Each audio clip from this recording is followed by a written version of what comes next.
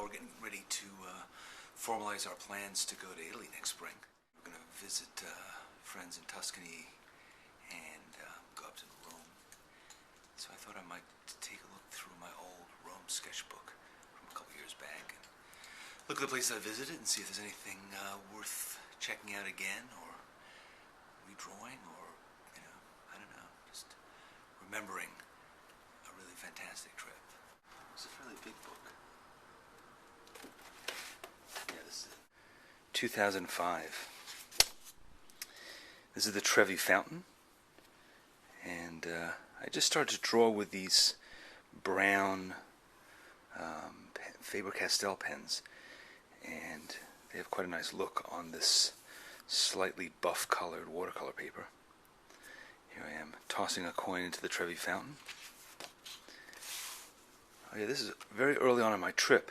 I stepped off a curb while thinking about crossing the street in order to rent a Vespa and collapsed to the ground with this massively twisted ankle, which I paid no attention to, besides hobbling around, and thought that I could just kind of walk it off, but I ended up in severe pain, and to this day, almost 4 years later, I can still feel it. So anyway, this is the view of my bed while I was trying to elevate my ankle. Kind of pathetic. And here we go. Here's a beautiful view. You see this looking over the hills of Rome. You see this a lot. There was a lot of places actually under construction. Not under construction, under renovation. This is again drawn with that brown pen with a little bit of watercolor on top. This is the Church of the Immaculate. It was a beautiful church that, I don't know, nobody really seemed to be that interested in the inside of the church actually, but it has this really cool Capuchin crypt downstairs, and that's where all these chandeliers and things like that are made out of the bones of old, long-dead monks. Anyway, up above there's this beautiful little church chapel thing, all covered with paintings, and I was really the only person in there except for this guy who was monitoring it, making sure I didn't prise a fresco off the wall, I guess. Street signs, various bad drawings. At least that's what I seem to say here, although quite good in retrospect. St. Peter, Cathedral, home of the Pope, and surrounded with millions of little tiny statues that really you could spend months drawing in this building. This is inside. This thing that I, for some reason, labeled the four-poster bed of God.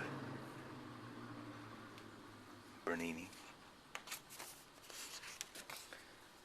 This inside, this gizmo that this telescoping sort of platform that was being used to dust the ceilings. This is a really interesting exercise in sort of perspective and all these interlocking arches at different angles. And these little tiny people down here at the bottom. A street scene. I had to keep moving as I was drawing this. Again, another really intricate drawing. Perspective is interesting here. Also this very dark place that kind of draws my eye in. Here I wrote about gypsy accordionists. I got my pocket picked when I was in the subway there. First time of my life.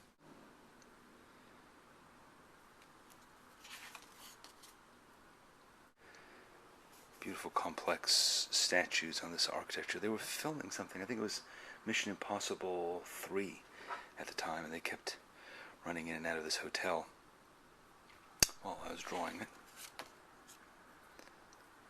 Oh, here.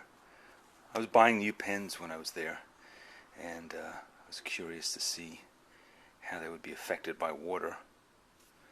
For some reason I did this 1 minute, 5 minute, and 10 minutes. I'm not quite sure what I was getting at there, or what I learned from it, but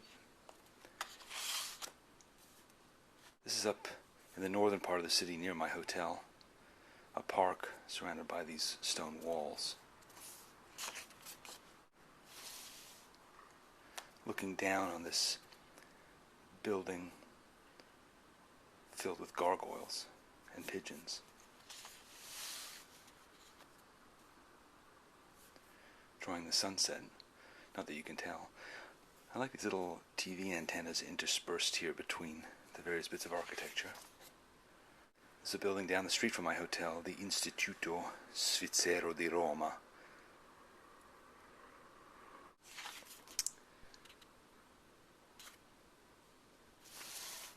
Yeah, this is an old gramophone record player that I drew because it reminded me of the one that my grandmother used to have. And here you can see a statue with this hot air balloon that was in a park. You could go up and ride on it. I like the different sort of degrees of intensity that my pen's here. I think I was probably using several different of these Faber-Castell brown markers here.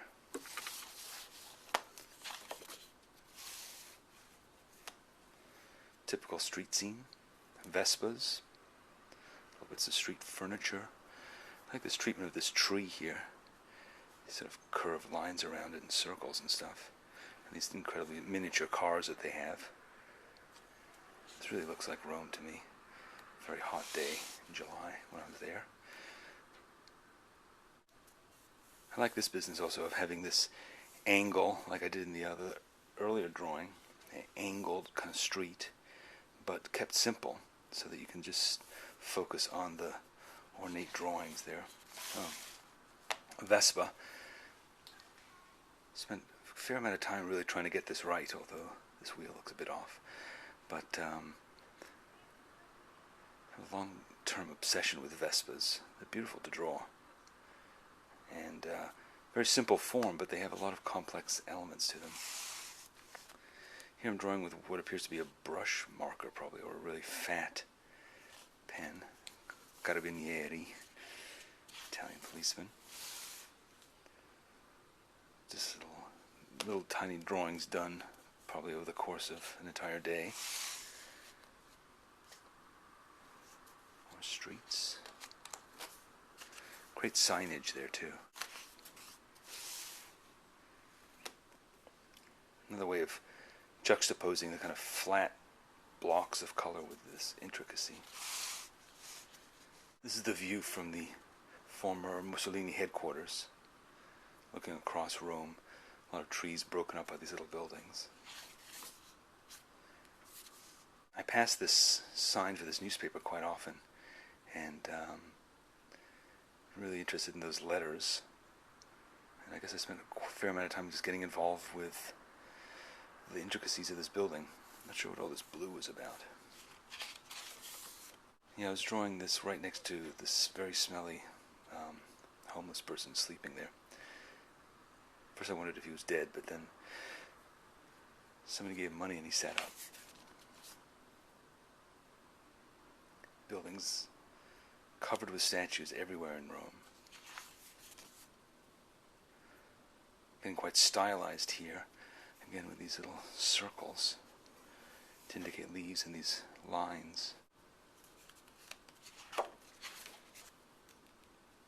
I was getting bored here at the end. It seems like, yep, sure enough, ran out of pages, ran out of interest. I think that's what I tend to do over and again, is I'll develop a set of tools, kind of perfect them, or at least my version of perfection, and then get bored, and then look for a new challenge, find that, get all enthusiastic again, and start again. So I think when I go back to Rome this time, I'll have a very different kind of perspective, different set of tools, different way of working, and the book will probably turn out to be pretty different.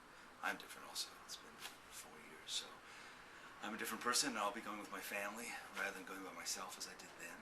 So it should be a completely new version of Rome that I come back with, and hopefully I'll be able to share it with you